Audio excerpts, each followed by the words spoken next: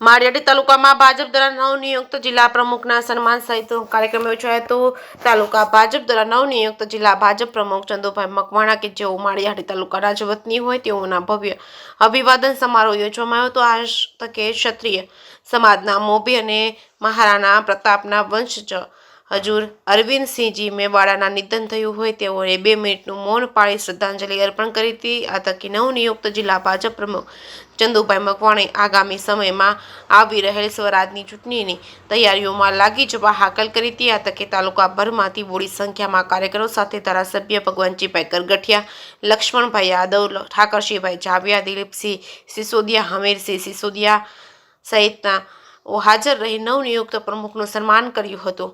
જે કેસની ગુજરાતી સાથે પ્રતાપ સિસોદિયા, માળિયાહાટીના। આજે ભારતીય જનતા પાર્ટી માળિયાહાટીના તાલુકા તરફથી માળિયા તાલુકાના દીકરાનું સત્કાર સમારંભ રાખવામાં આવેલ હતો।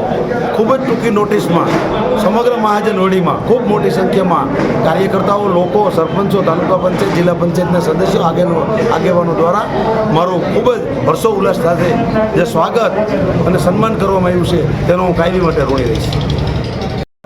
હમીરસિંહભાઈ સિસોદિયા, માળિયાહાટીના ક્ષત્રિય સમાજનો આગેવાન છું। આજ રોજ માળિયા મુકામે તાલુકા ભાજપનું મોટું સંમેલન મળેલું હતું।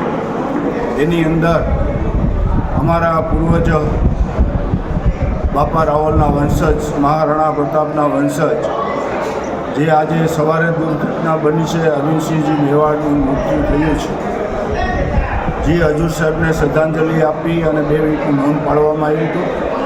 અને માળિયા તાલુકાનો સમગ્ર ક્ષત્રિય સમાજ આજે બહુ જ આનાથી શોકાયુક્ત છે અને એમના મહારાજા શ્રી હજુરસિંહ મેવાડને આત્માને શાંતિ મળે એવી પ્રાર્થના કરીએ છીએ અને શ્રદ્ધાંજલિ આપીએ છીએ।